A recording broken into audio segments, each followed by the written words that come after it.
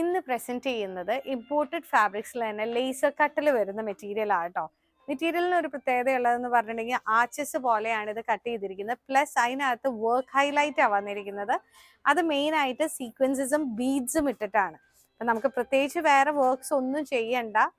കണ്ടോ, laser cut എന്ന് പറയുമ്പോൾ ഇതിനേക്കാൾ കൂടുതൽ നിങ്ങൾക്ക് മനസ്സിലാവുക ഇതിനൊരു കോൺട്രാസ്റ്റിംഗ് ലൈനിങ് പോലെ നമ്മൾ പോവുകയാണെങ്കിൽ.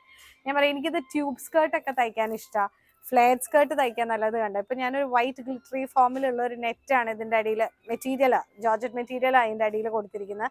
എന്നിട്ട് ഈ ആച്ചസ് വരുമ്പോഴാണ് ഇതിന്റെ കട്ട് എങ്ങനെയാണ് പോയിരിക്കുന്നത് എന്നുള്ളത് കറക്റ്റ് ആയിട്ട് മനസ്സിലാവുന്നത്. അപ്പൊ ബ്ലൂവിന്റെ അടിയിൽ ഒരു contrasting multi colour rainbow shaded material ആണ് വൈറ്റ്. ഞാനിപ്പോൾ വെച്ച് നോക്കിയത് കാണാൻ നല്ല ഭംഗിയില്ലേ?